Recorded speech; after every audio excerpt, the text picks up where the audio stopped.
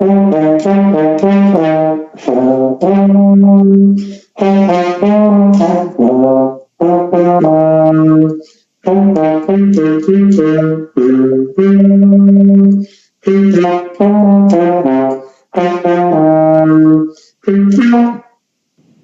dia! Olá! Olá! Estamos aqui conversando com as pessoas pela nossa página. Hoje, enfim, depois de um pronunciamento absolutamente irresponsável e criminoso do Bolsonaro,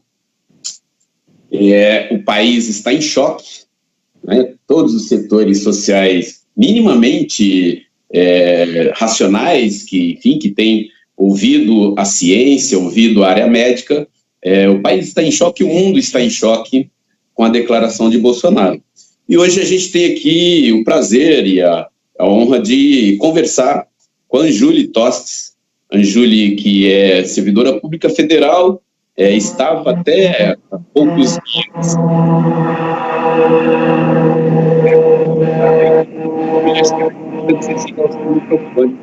Eu já passo, entendeu? E, ótimo. E, como eu dizia, a Anjuli estava até dias atrás vivendo em Lisboa. Ela está fazendo a sua pesquisa de doutorado em Direito e Economia.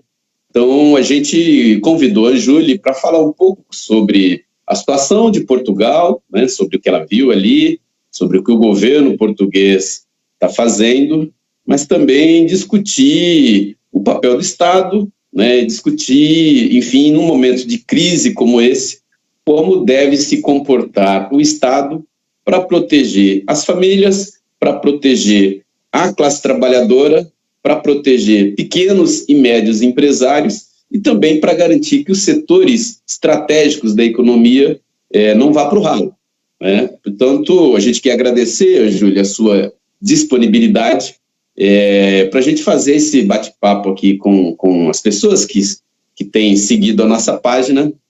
Dizer que a gente está fazendo todos os dias essa live, esse momento, às 10 horas da manhã, é um horário diferente, né? A maioria tem feito mais à noite, mas a gente, enfim, está buscando dialogar com as pessoas. Bom dia para você, enfim, queria que você desse primeiro um relato geral aí do que você viu em Portugal, e também estabelecesse um paralelo aí da declaração do Bolsonaro de ontem, dizendo que é uma gripezinha, não tem problema, voltemos à escola, as crianças podem voltar à escola, enfim.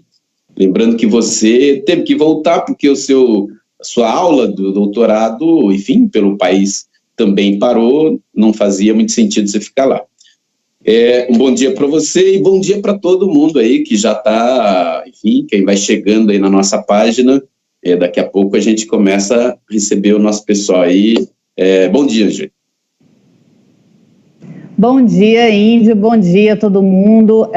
Quero dizer que é um prazer estar aqui para discutir, enfim. Nós estamos num momento muito grave da nossa história, mas muito precioso também, porque, enfim, são várias lições, né, a respeito do papel do Estado, de como a sociedade, como o nosso pacto social tem funcionado e para quem tem funcionado. O que eu espero é que essas vidas que serão perdidas, ou seja, esse preço caro que nós teremos que pagar pelo modelo de Estado que foi adotado, pelo modelo de economia que foi adotado, porque a economia é uma construção social, que essas vidas, que as pessoas, no final das contas, deem valor a essas vidas que serão entregues, porque elas são muitas vidas que já foram ceifadas, e aproveito esse momento para refletir a respeito de tudo isso, né? Se o coronavírus, se essa crise, essa pandemia não servir para as pessoas refletirem sobre como as nossas sociedades devem funcionar de uma maneira mais solidária, eu não sei, sinceramente, se a humanidade ela tem algum tipo de salvação. Acho que é um momento grave e uma oportunidade como essa agora, né, que nós estamos tendo para debater sobre essas questões tão relevantes para a sociedade é muito importante. Muito bem.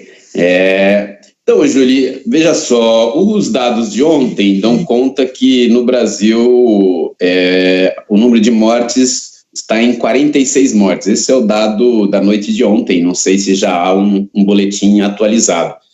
Né? Dessas 46 mortes, 40 é aqui no estado de São Paulo, 6 no Rio de Janeiro, mas a pandemia e o vírus já tem circulação comunitária em todo o território nacional, do norte ao nordeste, enfim, em todas as regiões do país já está com a circulação. Enquanto isso, Portugal, o número de ontem, eu estava olhando aqui, bateu em 33. Você poderia descrever um pouquinho quais são as cenas, o que você observou em Portugal esses últimos dias, como é que tem sido, porque o Covid-19 abateu muito fortemente a Itália, né? Eu dizia para você aí, nós conversamos no domingo com uma brasileira que vive na Itália há um tempo. Eu vou mandar um abraço também para a Cidinha lá na Itália, né? E Portugal, muito próximo ali, enfim, está percebendo e vendo o que acontece na Europa, enfim, nas diversas partes do mundo. Queria que você contasse um pouco como é que os portugueses trataram desde o início, como é que o governo português tratou, e como é que está as medidas de contenção, de isolamento em Portugal, e está sendo um paralelo aqui com a nossa realidade. Então, Índio, olha, de fato essa questão do coronavírus, no início, quando ainda não havia as mortes da Itália, as pessoas estavam tratando como se fosse um exagero, né? Enfim, uma preocupação excessiva, mas aos poucos, aliás, rapidamente a realidade ela acabou trazendo a resposta para quem ainda tinha dúvidas, né, a respeito da gravidade dessa situação. Então, logo que surgiram as primeiras mortes em Portugal, as 2 primeiras mortes, as aulas já foram suspensas em todas as universidades. A minha universidade foi uma das primeiras, mas logo em seguida, 3 dias depois, todas as universidades do país e todas as escolas do país fecharam.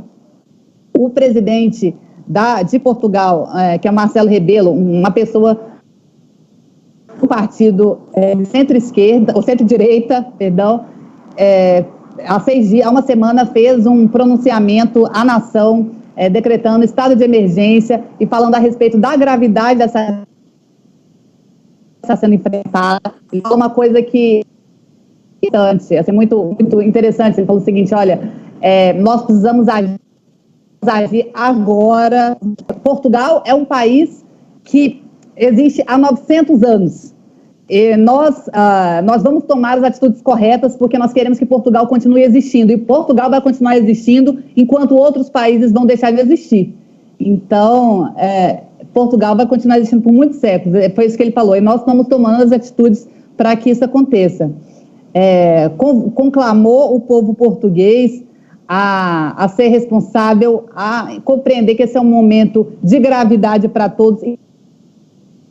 Vai ter reflexos econômicos muito graves também, mas que, em primeiro lugar, devem estar a vida das pessoas, né? Então, acho que isso transmite um pouco como que a situação está sendo tratada lá. Existe a gravidade dessa situação e como os países têm tratado, né? Será que é só o Brasil que está certo? Será que essa estratégia, será que vale a pena arriscar a vida de milhões de pessoas para implementar esse tipo de estratégia?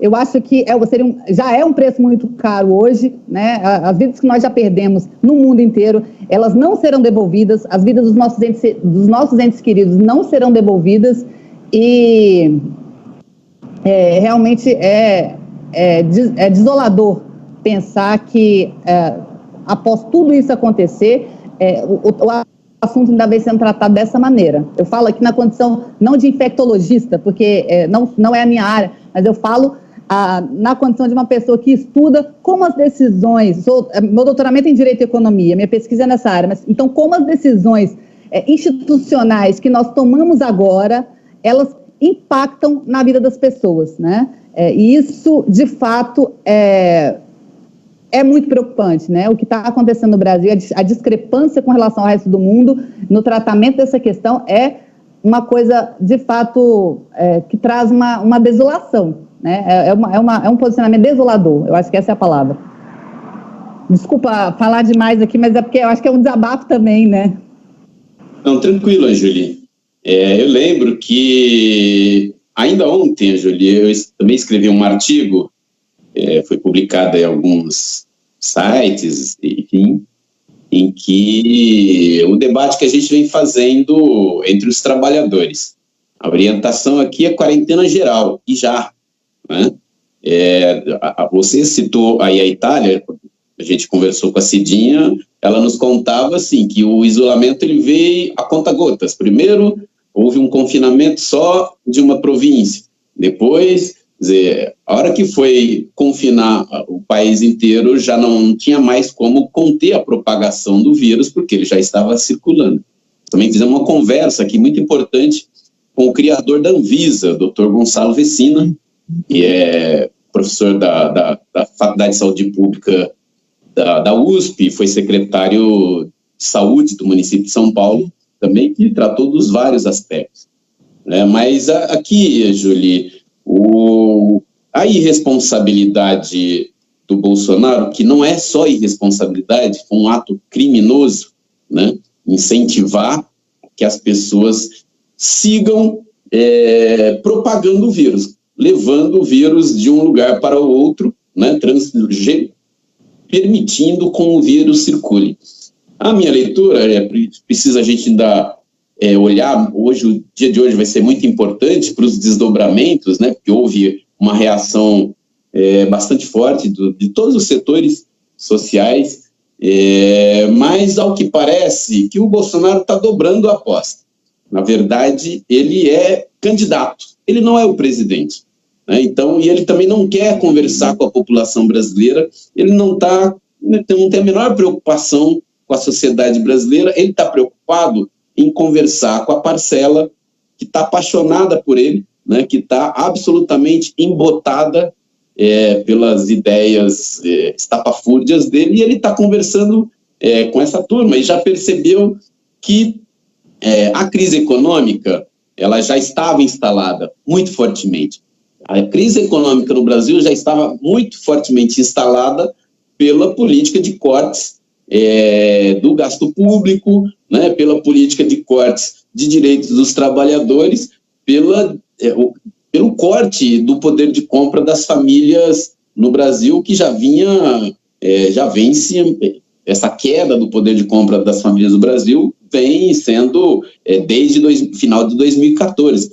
Né, e o corte nos gastos do governo, nas compras do governo, também levou à paralisia econômica. Então, o país já estava numa anemia econômica brutal, vem uma crise internacional, uma crise econômica ainda, talvez o ápice seja a queda dos preços, a derrubada dos preços do petróleo pela decisão da Arábia Saudita, e a pandemia que obriga que a economia pare, né, que as pessoas parem. Então, ao meu ver, ainda a gente precisa de uma reflexão melhor, compreender o que o Bolsonaro está fazendo. Na verdade, ele já percebeu que o fracasso da administração dele é irreversível. Né? O fracasso do governo dele é irreversível. E a crise econômica vai se aprofundar, a crise social vai se aprofundar, e ele pode usar como desculpa, dizer, não, foi o sistema que parou o país, né? E que foi isso que, então, propiciou a crise. Me parece que ele está de novo em campanha, né? E a população brasileira, os setores conscientes, aí, os setores que estão ouvindo a ciência, ouvindo os profissionais da área médica, nós temos que exigir que esse sujeito miliciano seja, enfim, impedido rapidamente. Não sei se é por impeachment, o arranjo institucional aí, eu não tenho lá muita certeza. O que a gente tem certeza é que o Bolsonaro não tem a menor condição de seguir à frente da presidência da República, até porque está colocando em risco a vida das pessoas, né? Isso que você falou, a orientação dele, aquilo foi uma orientação. E já há várias empresas, vários empresários dizendo para o trabalhador, não, agora não tem mais o home office, né? Pode circular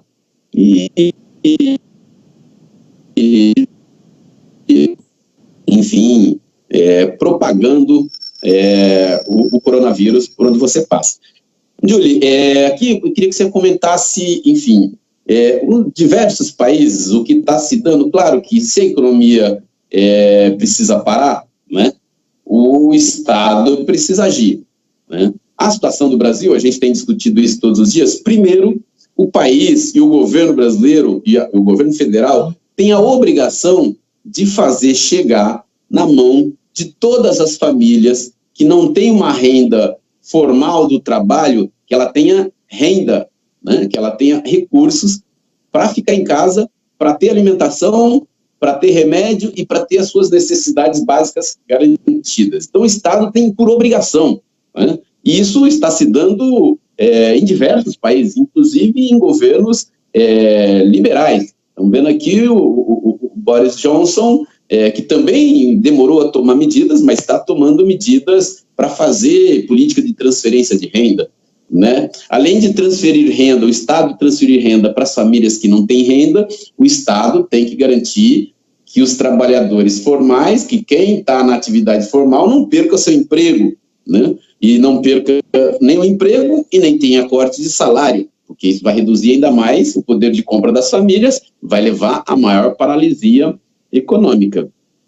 Enfim, e precisa tomar medidas de reversão da economia. Nós temos um problema, já passo para você, enfim, quem produz alimentos no Brasil é a agricultura familiar, né? É a pequena agricultura, porque as grandes extensões de terra estão voltadas para exportação, para produtos.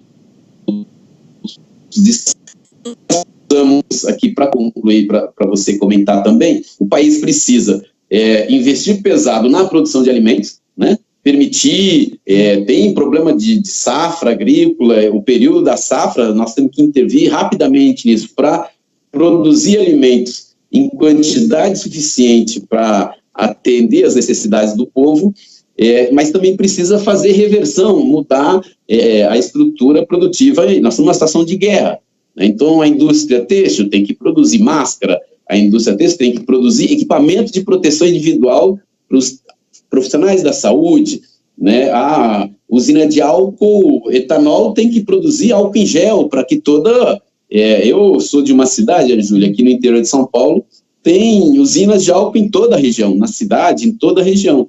E os funcionários os funcionários que trabalham na usina de álcool não têm álcool gel para, enfim, se proteger. Então, eu queria que você comentasse essas medidas e falasse um pouco aí, na sua opinião, algumas medidas que o governo deveria tomar, a exemplo de outros lugares, para conter a crise sanitária, né, para conter a crise social que virá e virá muito forte, né, e para conter a crise econômica, porque a crise política já a crise dela vai passar em novas eleições. Perfeito, Índio, você foi perfeito nas suas colocações, concordo muito.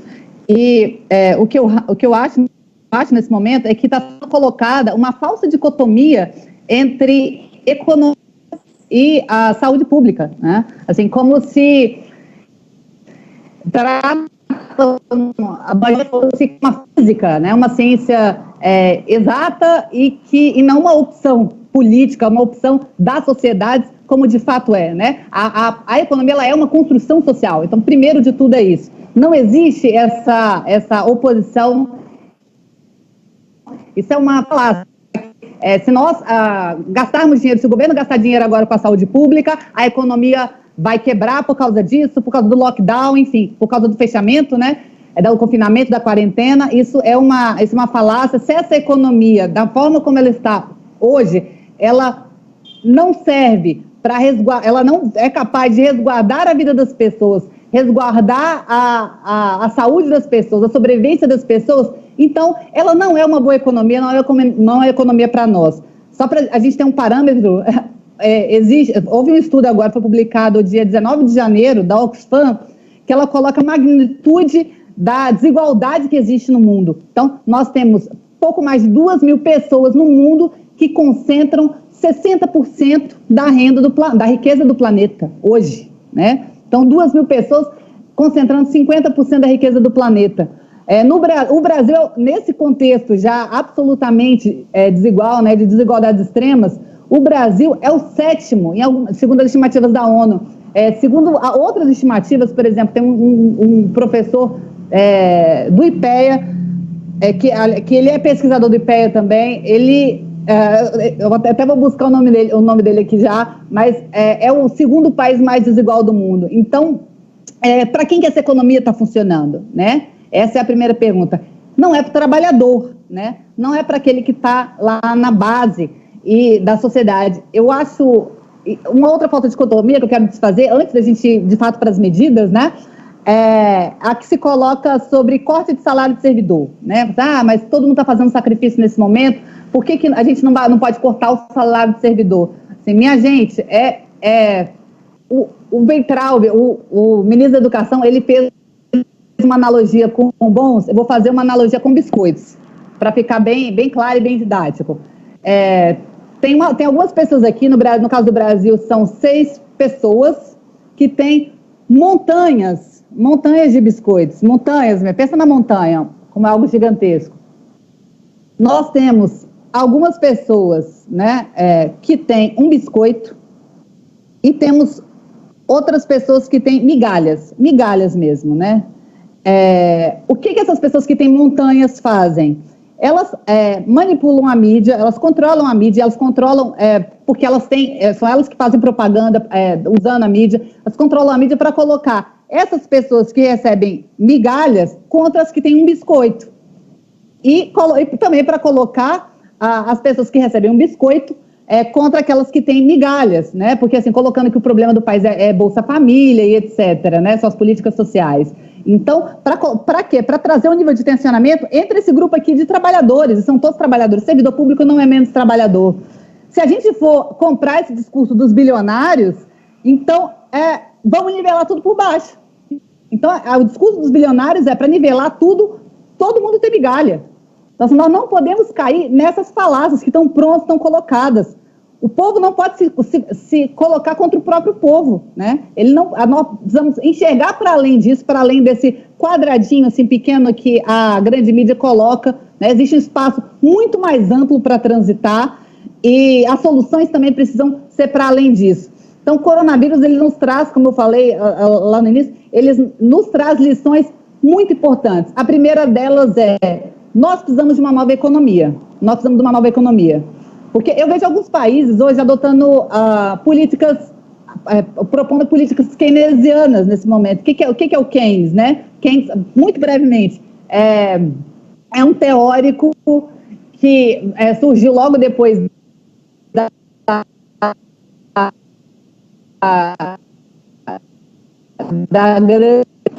mas mostrou que tratou um pouco de orientar, né, de trazer linhas gerais sobre qual que deve ser o papel do Estado. E nos momentos de baixa de ciclo econômico como essa adotar medidas anticíclicas. O que são as medidas anticíclicas? O governo precisa gastar, mesmo que seja para fazer déficit. O governo deve fazer déficit, deve atuar em déficit. Por quê? Porque é preciso injetar dinheiro na economia para que as famílias consumam mais e a economia aqueça. As famílias gastando, o gasto que as famílias têm, isso tem um efeito multiplicador sobre a economia. Por quê? Porque a família, quando a família tem dinheiro, ela gasta mais, ela gasta no mercadinho da esquina, ela gasta também no supermercado, ela coloca os filhos na escola particular, às vezes, né? Então, isso tudo gira dinheiro, gira a economia e gera também o valor de arrecadação para o próprio Estado. Então, nesse momento, o que nós precisamos fazer? Assegurar a renda das pessoas. Então, não é o contrário, não é cortar. Isso daí é suicídio, isso vai agravar ainda mais a crise. Não é cortar. O governo precisa ser responsável para garantir a renda das pessoas. Ah, mas isso vai gerar um déficit fiscal, vai desequilibrar as contas.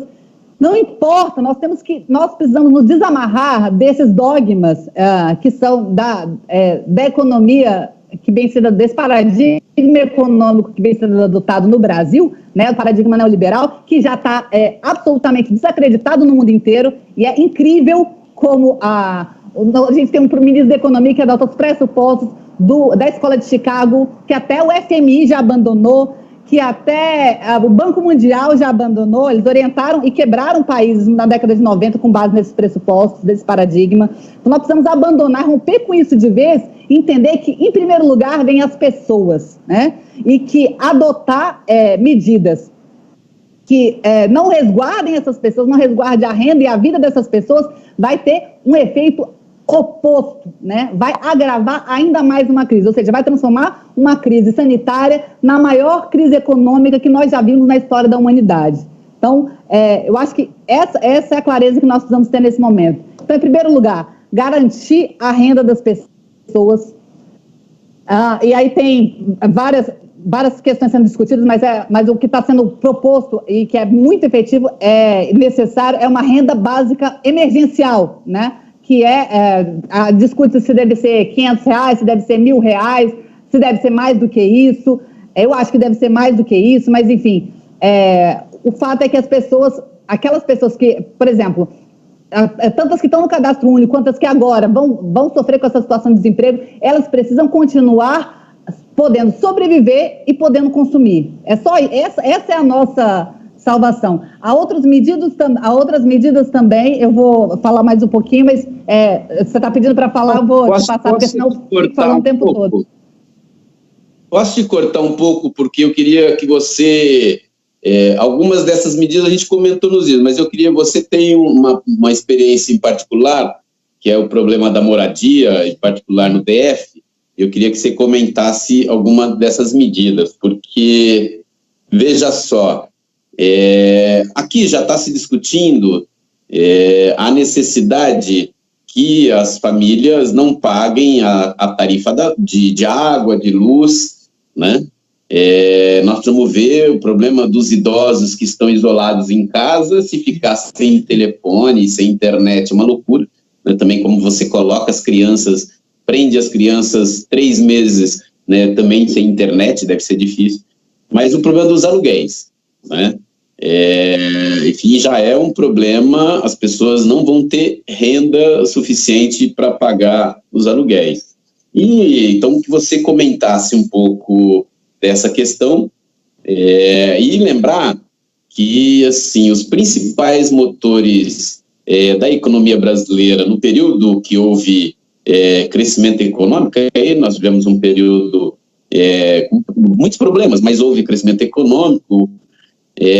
Os 2 motores principais da atividade econômica no Brasil, primeiro é o consumo das famílias, 70% do crescimento do PIB, a responsabilidade foi o consumo das famílias, e depois o gasto do governo, as compras que o governo faz. Quer dizer, sem esses 2 motores, claro, você vai ter o investimento das empresas e as exportações, enfim, o comércio internacional, mas esses 2 estão colapsados, ou as empresas não vão fazer financiamento se elas não tiverem certeza de um retorno. Então, elas não vão fazer investimento algum, né, como não fazem.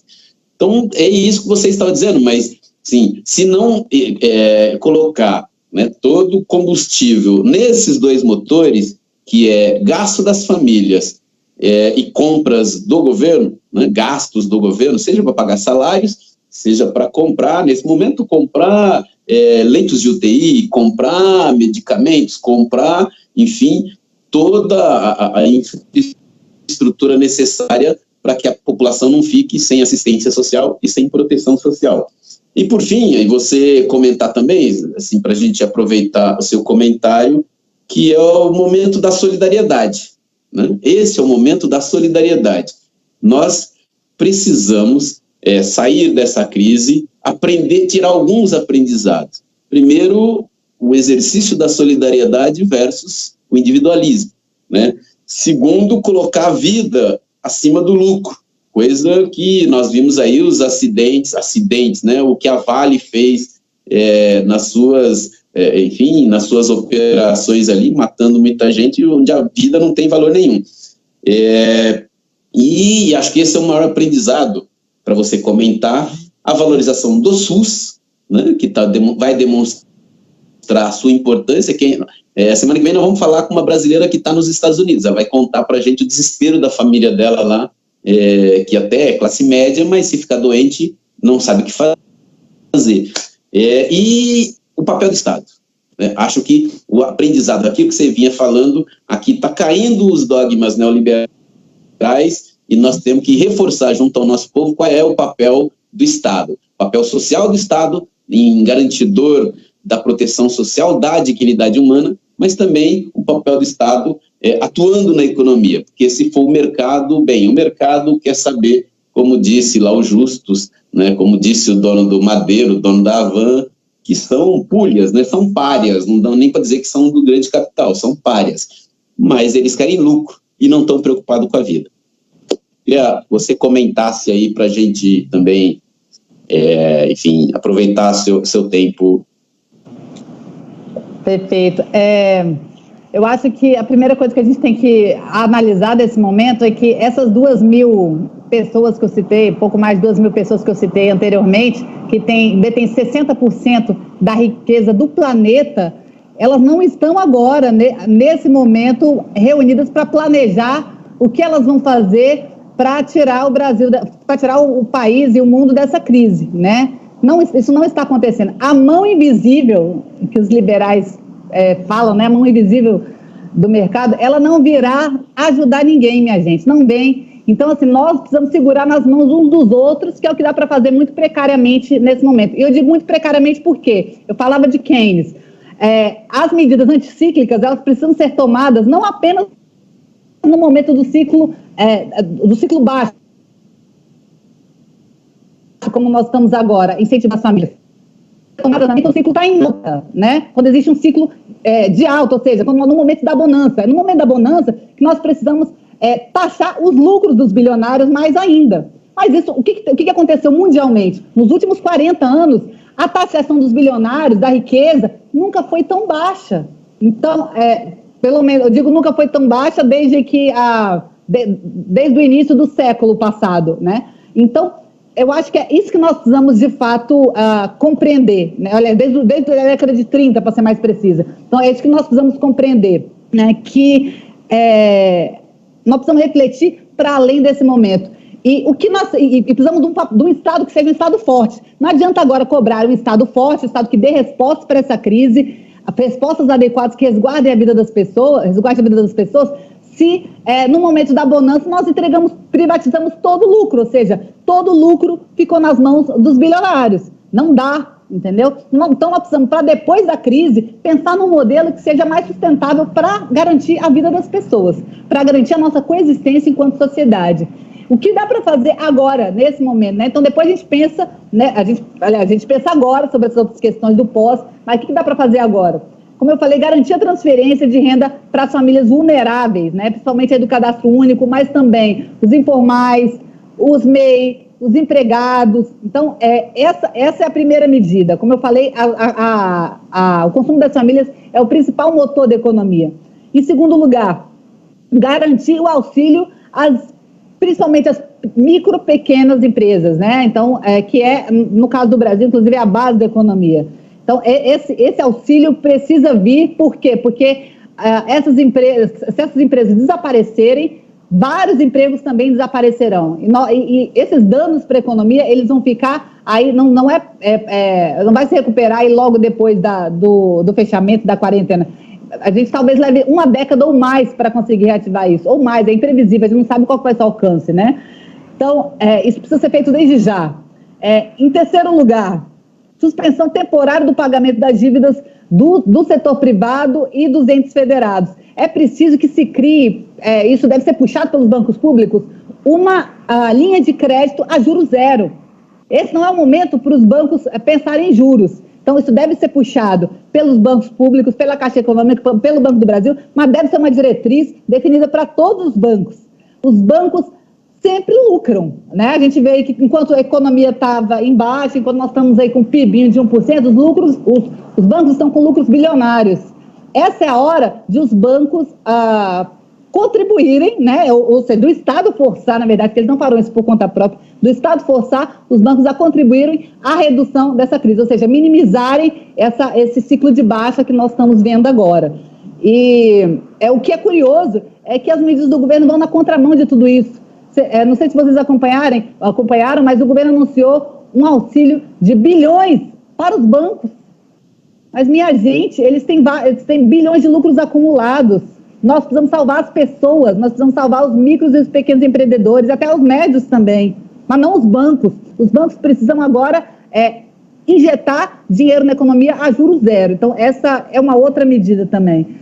Enfim, eu acho que tem várias outras medidas menores, eu até tenho aqui, por exemplo, utilizar as reservas que nós temos para comprar os insumos que são importados, né, insumos que são dolarizados, então adquirir respiradores, tentar produzir aqui, mas adquirir, enfim, tudo aquilo que seja necessário para garantir a vida do povo brasileiro e que não seja produzido nacionalmente, e trabalhar para que o que nós temos de matriz produtiva seja direcionado para o combate ao coronavírus. É como você falou, nós temos indústrias têxteis, essas indústrias têxteis precisam converter a sua produção na produção, por exemplo, de máscaras, né, de EPI, enfim, de insumos que são indispensáveis nesse momento. Nós estamos num momento em que nós não temos álcool em gel, né? Então, a proposta, por exemplo, da Petrobras começar a produzir álcool em gel, das empresas que você mesmo citou, que trabalham com álcool, direcionar essa produção para produzir álcool em gel, enfim, direcionar a matriz produtiva nacional para isso e, além disso, utilizar as nossas reservas não para fazer jogo cambial, né, que é o que tem sido utilizado, mas para adquirir esses insumos. E, enfim, por último, se você me permitir, eu já falei muito, mas eu quero combater aqui um argumento que eu acho que ele circulou bastante nos últimos dias, que é um argumento muito tentador, que é do isolamento vertical, né? O que é o isolamento vertical? É você isolar apenas os grupos vulneráveis. Então, os grupos de risco, né? O grupo de risco, que são os idosos, os doentes crônicos, né? As pessoas com baixa imunidade. Antes eu vou deixar claro também que essa não é a proposta do Bolsonaro. O Bolsonaro falou em rede nacional, quem tem dúvida vai ver, dá uma olhada de novo no pronunciamento, é para todo mundo voltar a trabalhar, né? Então vamos todo mundo voltar. Não falou de isolamento dos idosos, ele falou cuidem dos seus idosos, mas não falou de isolamento. Mas existe uma proposta nesse sentido sendo discutida teoricamente. Essa proposta ela foi adotada na Inglaterra no início, mas já foi abandonada. Por quê? Porque ainda que se faça esse isolamento, o contágio ele é gigantesco, ele é exponencial, porque ele gera um risco para as pessoas de uma magnitude muito semelhante. Vou dar o exemplo dos Estados Unidos. Nos Estados Unidos, mais 40% das pessoas que estão ocupando os hospitais, né, que estão ali internadas por causa do coronavírus, estão fora do grupo de risco. Então, nós não vamos diminuir substancialmente a pressão sobre o sistema de saúde, se nós isolarmos apenas o grupo de risco. E, além disso, você gera o que a gente chama de um contágio moral, né? As pessoas dos grupos de risco, vem todo mundo tocando a vida normalmente, fazendo as coisas, elas se sentem impelidas a fazer também. E eu vou tratar de algo mais grave ainda e vou dizer por que isso não se aplica ao Brasil. No Brasil, nas favelas brasileiras, se você vai em qualquer periferia, e eu sei que você vai, Índio, mas tem muita gente que fala isso e que não vai, você percebe que a realidade é que várias famílias vivem, milhares de famílias vivem, todas no mesmo cômodo. Então, nós temos idosos, crianças, enfim, pessoas que têm asma, né? Então, todos vivem no mesmo cômodo, 10 pessoas vivendo no mesmo cômodo. Como é que você vai isolar? Como é que você diz para a família isolar os idosos nesse sentido? Talvez na Europa, eu acho que não funcionaria na Europa, tanto que a Inglaterra está voltando atrás. Mas isso seria uma hipótese, né? Aqui não é nem uma hipótese, não é uma hipótese. Isso é a morte. E é uma morte genocida, né? É uma política genocida, porque ela vai ser direcionada para quê? Para essas favelas, para essas famílias que não têm condições de isolar essas pessoas. Então, eu queria trazer esses dois elementos aqui, porque eu acho que sim, é o momento da gente pensar fora da caixa, pensar em alternativas, mas nós não podemos cair em propostas que, de fato, são suicidas para o povo brasileiro, a sociedade brasileira nesse momento. Se tiver mais alguma coisa para... Eu acho que eu respondi as questões que você colocou, né? Imagino que sim. Se não tiver respondido, se você quiser trazer mais alguma coisa, eu posso comentar. Não, legal, Anjuli. Eu lembro que ontem a gente falou disso aqui. Qual é o problema nosso? Que a gente monta a pauta do dia seguinte, só que à noite o Bolsonaro solta... Todo dia ele solta uma bomba, enfim, que acaba... colocando o país. Ontem nós fizemos, Julie, e a quem nos assiste, uma reunião virtual com a Frente Povo Sem Medo, a Frente Brasil Popular, algumas centrais sindicais, com as bancadas e os partidos de oposição no Congresso Nacional.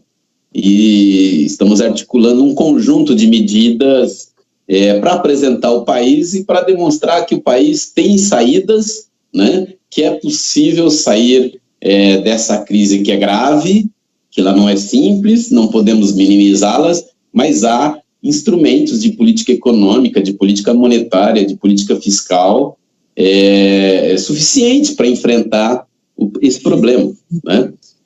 Você falava aí, o próprio Rodrigo Maia, ontem chegou na televisão dizendo, não, temos que reduzir o salário dos servidores. De quais servidores, né? Claro, ele falou, enfim, dos altos salários, mas, na verdade, na prática, é reduzir o salário de quem ganha R$5.000, né? Mas quem tem bilhões não paga nada. É isso que você dizia. Então, nós temos aqui que aproveitar também essa oportunidade para instituir o que existe em diversas regiões do mundo, né? Que é imposto sobre grandes fortunas, que é imposto sobre lucros das grandes empresas. As grandes empresas não pagam imposto sobre seus lucros, né? Que é ter imposto sobre os dividendos, né? Os acionistas ficam em suas ilhas paradisíacas aguardando o retorno das suas ações, muitas vezes de empresas que prestam serviço para a população, e os gestores dessas empresas não dão satisfação alguma para o povo, e sim para esses acionistas. Então, esses acionistas, os grandes acionistas, né, que recebem milhões de dividendos, precisam ser taxados. Então, é possível. Então, não dá para dizer aqui que vai reduzir o salário da professora, né? Não vai reduzir o salário da enfermeira, do médico, né? Do policial, do técnico da universidade, né? Os servidores públicos, a imensa maioria dos servidores públicos ganha muito mal, né? Agora, é claro também que os trabalhadores do setor privado também ganham muito mal e não podem ter o seu salário cortado, enfim, não ter redução de salários. Então, acho que você tocou num ponto certo, a exigência da taxação, de cobrar de quem tem grandes fortunas, né, de cobrar dos dividendos milionários, serão uma das medidas que nós vamos apresentar do ponto de vista conjunto, né, das organizações sociais e dos partidos, como saída para a crise. Não dá para você falar que vai cortar o salário de quem ganha R$5.000, enquanto os bilionários nada pagam, né? Nós temos que buscar taxar esses grandes empresários. E por fim, Júlia, estamos em 50 minutos aqui, o papo, né? Eu queria te agradecer de novo, e lembrando, depois, enfim, se você quiser dar um tchau aí, né? Mas lembrando, novamente, né, que nós não podemos permitir com que o Bolsonaro falou ontem se normalize. Aqui nós precisamos de uma quarentena geral já, que só funcione os setores essenciais, só saiam de casa quem trabalha na área da saúde, quem trabalha na área de asseio, enfim, de limpeza, que é importante, né? Quem trabalha na segurança pública, quem trabalha na indústria alimentícia, quem vai produzir alimentos, quem vai produzir remédio, quem vai produzir as necessidades básicas para que as pessoas, a imensa maioria das pessoas, possam ficar em suas casas, porque a única forma da gente conter a propagação do vírus, né, e não ter um caos completo do nosso sistema de saúde e levar à morte de milhares de pessoas, dos nossos irmãos brasileiros, irmãs brasileiras e todo, né, enfim, o confinamento, é ficar em casa e não cair na patifaria, né, desse energúmeno, que é um irresponsável, que já percebeu que o seu governo está absolutamente condenado, porque não tem, tá o governo fracassado, a economia colapsando, e ele quer fazer campanha, ele quer organizar aqueles, né, os seus, né, muitos reacionários, muitos fascistas, não são todos, nós sabemos, tem muita gente que é enganada por esse pulha, mas nós sabemos também que tem uma parcela da população que adoeceu, né? Adoeceu moralmente, que degenerou moralmente, que é o individualismo acima de tudo, que tem preconceito contra negro, que tem preconceito contra as mulheres, que não gosta de pobre, não gosta de índio, né? Tem uma parcela, felizmente pequena, da população que pensa assim, e o Bolsonaro quer organizar esse grupo social, porque está muito claro o que ele quer. Ele quer fechar o regime, ele quer implantar um regime de força no país, e que a gente tem que construir uma grande unidade no nosso país para garantir a democracia brasileira, para apiar esse sujeito da cadeira de presidente da República, e que a gente possa ter uma saída progressista, uma saída que aponte para um país mais justo, para um país igualitário, para um país democrático e para um país que coloque as suas riquezas naturais, os seus bancos públicos, a Petrobras, as grandes empresas, os nossos setores estratégicos, que tem que estar articulado a um projeto de desenvolvimento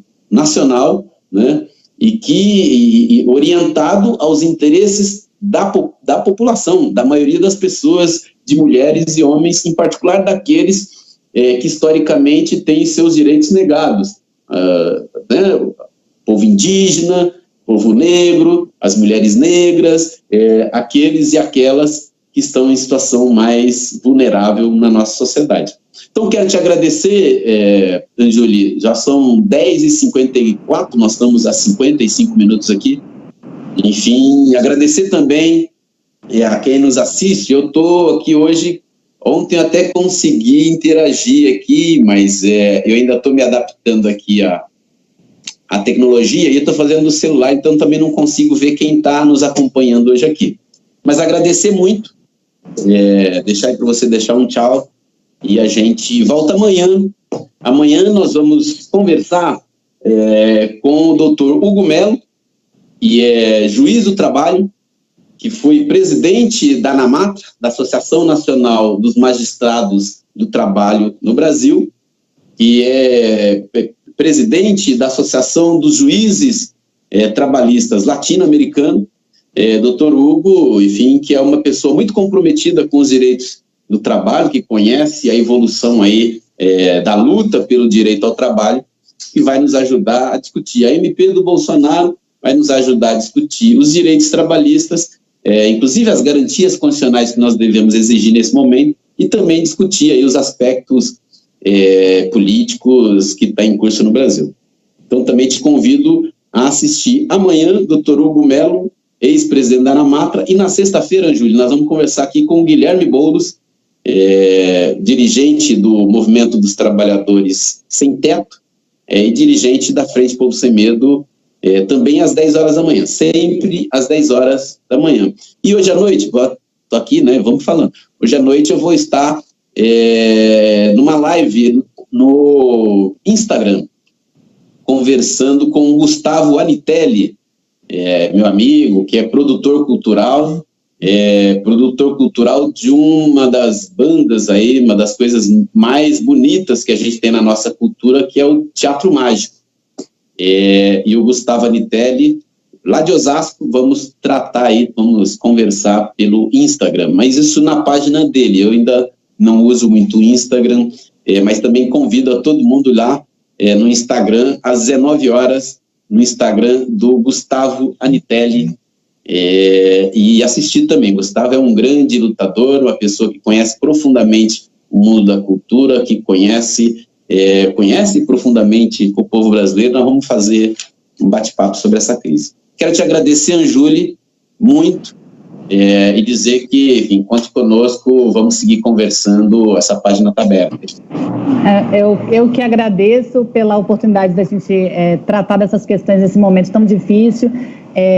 Só para deixar uma mensagem final, eu espero sinceramente que o presidente da República mude de postura, age de maneira responsável, porque essa não é a hora de fazer política, essa não é a hora de jogar para o grupo dele, e vidas dependem disso, e são muitas vidas, são milhares de vidas. Então, nós precisamos de uma atitude responsável, nós precisamos de um país que tenha direção nesse momento, e não é o momento de fazer, de pensar em equilíbrio fiscal, tem que fazer déficit, é preciso garantir a vida das pessoas, garantir a renda e a vida das pessoas. Não adianta também falar para os trabalhadores, que é uma outra hipótese, né? O presidente fala, não, então agora vamos voltar atrás, ninguém sai de casa. Precisa fazer as duas coisas, precisa defender a quarentena, né? Defender essa estratégia da quarentena, mas ao mesmo tempo garantir a renda das pessoas. O trabalhador, ele precisa ficar em casa, mas precisa ter a renda garantida. E, por fim, eu quero falar também com essas pessoas que votaram no Bolsonaro e que agora estão perplexas, estão assustadas com essa postura que ele tem tomado. Assim, olha, quero dizer que vocês são bem-vindos, sejam bem-vindos para cá, né? Eu acho que é o momento, sim, de fazer um exame de consciência para as próximas eleições. Acho que muita gente minimizou quando ele falava que tinha que matar 30 mil, que tinha que metralhar a petralhada, que, enfim, todos os absurdos que ele falou na época da campanha, mas muita gente minimizou, dizendo que era bravata, dizendo que era bobagem, mas agora que ficou claro que essa forma de pensar, que esse discurso dele também é a forma de pensar, porque ele está transformando isso em algo concreto, esse anticientificismo é algo concreto, é algo real, essas pessoas também precisam declarar para fora que não dá mais, que não é possível, que essa escolha foi inadequada, né? Que essa escolha foi inadequada, e mobilizar outros apoiadores também a fazerem o mesmo, porque quem se omite também é cúmplice. Essa é a mensagem que eu quero deixar. Quem se omite nesse contexto hoje, gravíssimo que nós temos, também é cúmplice. Então, façam, por favor, eu falo isso realmente com muito peso, muita gravidade no coração, né? Façam esse exame de consciência e vocês são muito bem aceitos para o nosso lado, tá? Vamos nos unir agora, como eu falei, o mercado a mão invisível não vai ajudar ninguém. Vamos segurar as mãos uns dos outros. Obrigada, Índio. Obrigada, gente. Regina, muito bem, Anjuli. Eu quero te agradecer esse bate-papo. Ontem, Anjuli, minhas duas filhas, enfim, estavam muito bravas, porque está conversando na família, viu? Pessoas na família concordando com a fala, e elas, enfim, mas dizer também para essas pessoas que votaram no Bolsonaro, pode abandoná-lo, né? E acho que ninguém precisa ficar apontando o dedo, não? Aqui nós temos que olhar para frente, e olhar para frente hoje é ter todas as políticas. Primeiro, quarentena geral, proteção social para todo mundo, assistência social para todo mundo, renda, todo mundo tem que ter renda para ficar em sua casa, ter alimentos, ter remédio, né? Ter um emprego garantido, a hora que passar essa crise, voltar para o seu emprego, né? E é o momento da solidariedade, é o momento de colocar a vida a serviço do lucro, é o momento de mostrar que o povo brasileiro pode também enfrentar uma crise sanitária, uma crise social, uma crise econômica, e sair mais forte, mais unido, para a gente edificar a sociedade dos nossos sonhos. Quero te agradecer muito, grande abraço, vamos ficar em casa, quarentena geral, e fora Bolsonaro, porque não dá mais. Tchau, Anjuli. Um grande abraço. Obrigada, Índio. Até mais. Um abraço.